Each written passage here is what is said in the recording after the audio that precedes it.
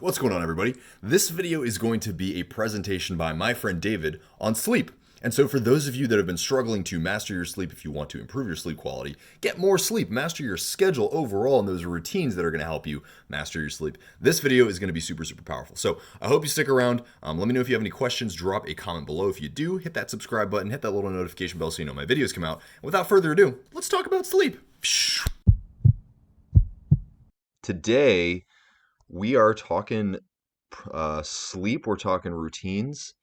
David's going to take it away, but before they do, I wanted to give you all some information just on the importance of routines in general. I tend to find that the mornings and the evenings are when your brain is in a much lower frequency vibration. Now, what does that mean? Well, your brain enters multiple different frequency arenas.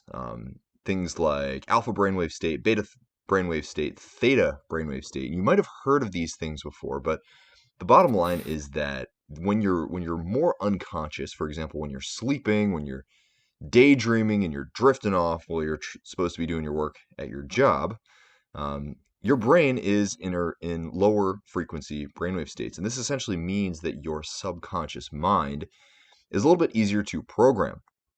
And so as you're going through this presentation, keep in mind that while you're going to be learning a lot about the importance of sleep and the implications of sleep, the first hour of your day and the last hour of your day are going to be two of the most important hours when it comes to programming your brain the way you want it to be programmed. And so as you're going through this presentation, just keep that in mind.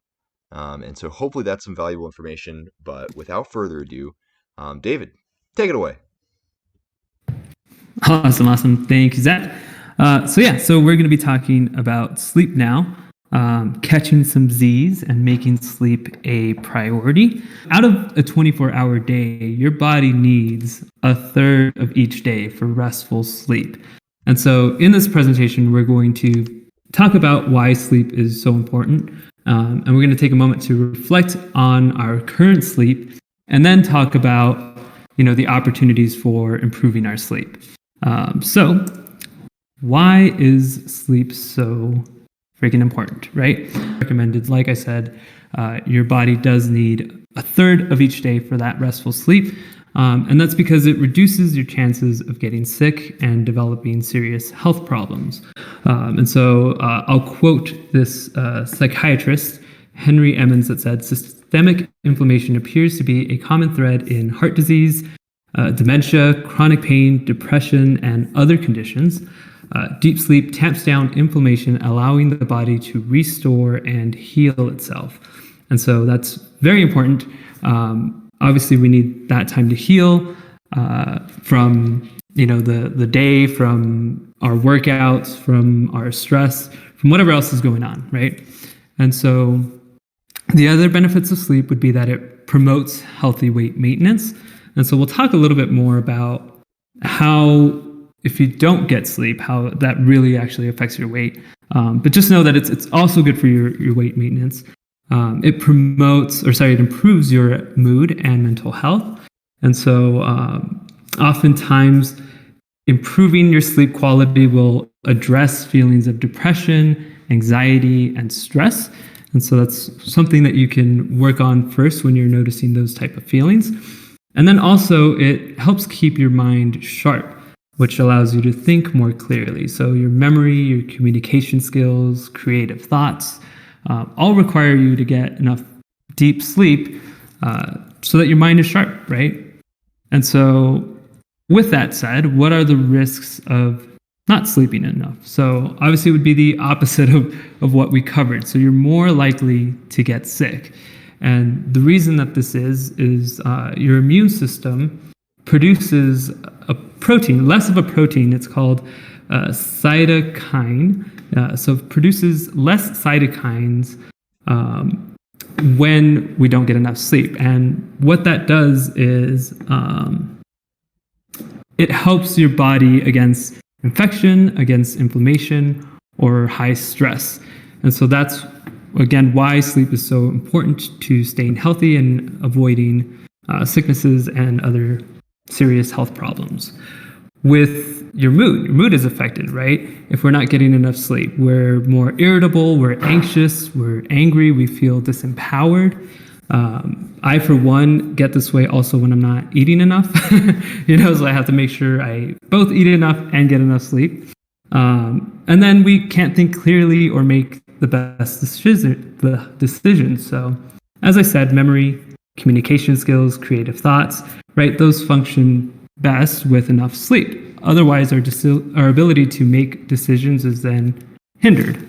But worst of all, for those of us that are interested in our health and fitness, there's the snowball, right? Your sleep and metabolism, how this affects your metabolism. So yes, that does mean potential weight gain. So when you don't get enough sleep, it triggers certain hormones to act up. So there's two in particular that are worth mentioning. Ghrelin, which is also known as the hunger hormone, and that increases when you are tired or not getting enough sleep.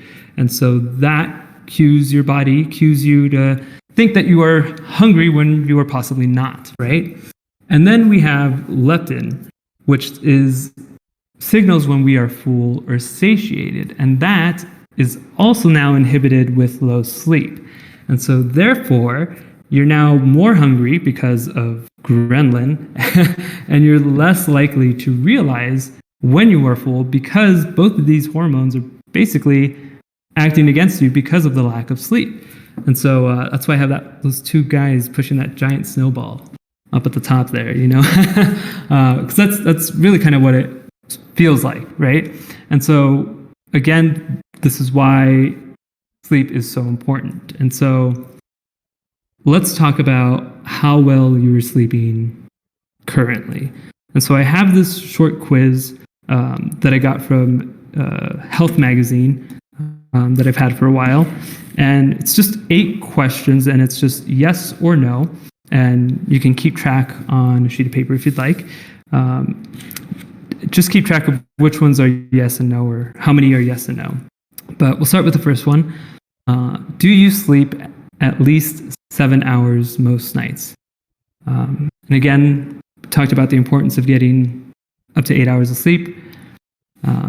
So most nights, I would say 4 or 5 out of the 7 nights in a week are you getting that much sleep. Next question is, do you get up at the same time every morning? And so this goes hand in hand with, creating the morning routine, having that kind of morning routine set up at a certain time to really get your morning started off right. So if you have something like that, cool, that probably helps you get up at the same time every morning, or maybe an alarm. Regardless, on to the next question. Do you exercise 30 to 45 minutes per day? And the importance of this being, reducing stress, anxiety, burning off some energy, of course. Do you eat supper at least 3 hours before bed? And then we'll talk about meal timing and why it's important as well. Do you fall asleep within 20 minutes? Be the next question. I don't time it, so use your best judgment with that one. If you feel like it's about 30 minutes or so, 20 minutes, it's cool. If you feel like you take a while to fall asleep, it's over an hour, over 45 minutes, and you're just thinking, scrolling, but maybe you don't fall asleep within 20 minutes. If you wake up in the middle of the night, question number 6, do you return to sleep quickly? I would say 5-10 minutes. If you feel like it takes you longer, probably no. Question number 7, if you nap, is it for less than 45 minutes? And then if you don't sleep well, have you reduced your consumption of caffeine and alcohol? And this one, maybe a little bit more difficult to answer. You have to kind of reflect a little bit more on the times that you might have not slept well and whether or not you've even had it, thought about reducing your caffeine or alcohol consumption. But regardless, if you answered no to most of these questions, then sleep is something that you need to prioritize. All right. How to sleep better. I want to sleep like a baby. How to sleep like a baby. This is what we're going to learn here. So daily considerations that you should take with prioritizing sleep. So obviously make it a priority, right? Make it a goal and continue working on it until you get the right amount of sleep on a schedule that works for you. It's not something that you're going to get into the habit of right away. It certainly took me some time to build this routine up and have a nice routine that I can now go to sleep usually before 8 p.m. and wake up around 4 a.m. without an alarm whatsoever. Whereas before, I'd had like 5 alarms, and they would be broken apart. They'd be like 15 minutes apart, then 10, then 5, then 3, then 1, or whatever. So that I could slowly wake myself up. I don't do that anymore. I make sleep a priority. I get my 8 hours. I wake up pretty good on time usually. Being mindful of your meal timing. And so having your larger meal 2 to 3 hours before bedtime. I know this is not something that maybe everyone can relate to. I know some people can eat a decent sized meal and just head off to bed like nothing. Personally, if it's 2 hours before bedtime, I can't have a large meal. Otherwise, I will toss and turn. But most of all, it is rough on your digestive system. Your digestive system needs time to, digest, right? And so you don't want to be doing that while you're trying to sleep. You don't want to be burning off that energy while you're trying to sleep. And so have your meals 2 to 3 hours before bedtime. If you're really hungry, have a small snack, and just watch for sugar and caffeine. Consume foods that promote better sleep. That's another thing that you can do. And so there are foods with the amino acid called tryptophan. Our body converts tryptophan into serotonin and melatonin, which help with sleep. And so foods that would contain tryptophan are leafy greens, soy, mushrooms, broccoli, hummus, and nuts. And so very, very vegan friendly, right?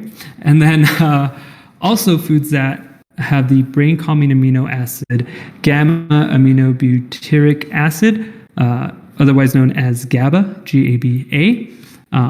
That will also help, and you can find that in foods like broccoli, cabbage, cauliflower, mushrooms, and spinach as well. And the ironic thing is that I found this information in an article that later said that vegans and vegetarians might have issues consuming these amino acids, even though, as you can see, as I just said, they're mostly vegetables, right? And grains and nuts. And so I think they only listed like 2 things that were not vegan, and it was like yogurt and salmon, And so it's like, I'm pretty sure we can get it, right? So anyway, limit your alcohol consumption and be mindful of your caffeine intake. So obviously, I'm not going to tell you not to drink. That's totally your choice. But what I will tell you is that it doesn't really help you sleep better, right? It might knock you into an unconscious state, but that doesn't mean that you're getting good, restful sleep while you're unconscious, right? With alcohol consumption.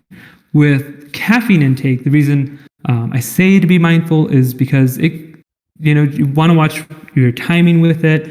And even if it's a little bit early in the day, chances are your body could still be processing it later. You still might have, it could still keep you up, later. And so just be mindful of when you're taking caffeine, how much you're drinking or having. And then reduce light exposure 1 to 2 hours before bed. Turn off lights, turn off your devices, phones, that kind of stuff. And then set yourself up to get into a calm and relaxed state of being. And so with that would be things like your evening routine, right? And so that hour to 2 hours before you're going to go to bed, you can put your phone away.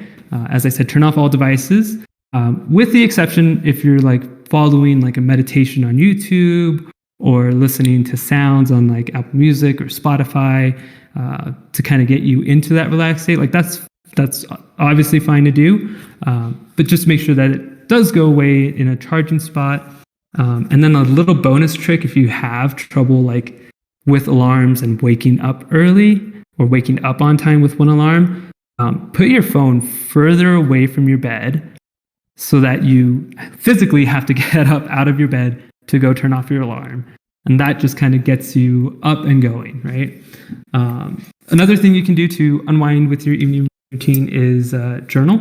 Some questions like what went well today, what could have gone better, what can I do to improve tomorrow, what am I grateful for? You can even have a sleep journal and journal how well you're sleeping, maybe a dream journal, what you're dreaming about as well. Options, right? Read a book that can help you unwind.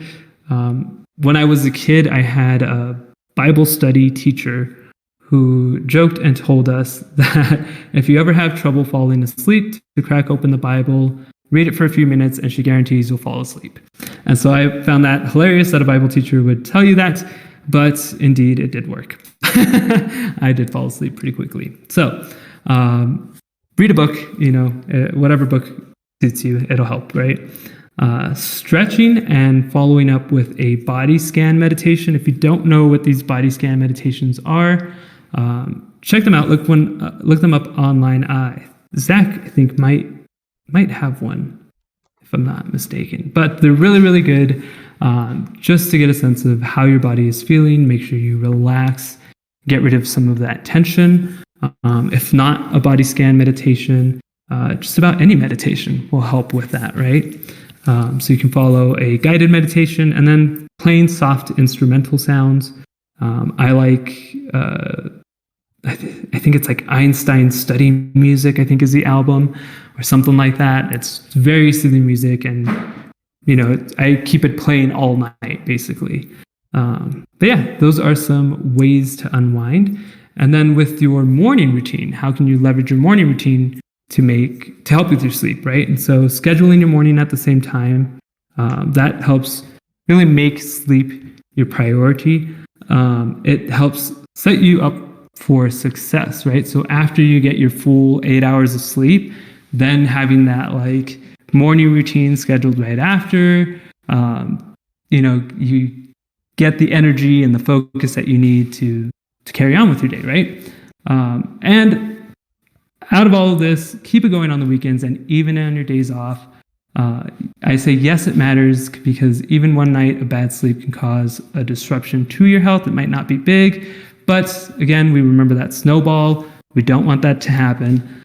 So just, keep that routine even on the weekends, and you'll find that you'll be more productive. And, if you have a morning routine with something to do, you're not going to be bored waking up early on a Saturday or Sunday morning or on a day off. You'll find things to do. You'll find that you're more productive and just overall increase in mood, right?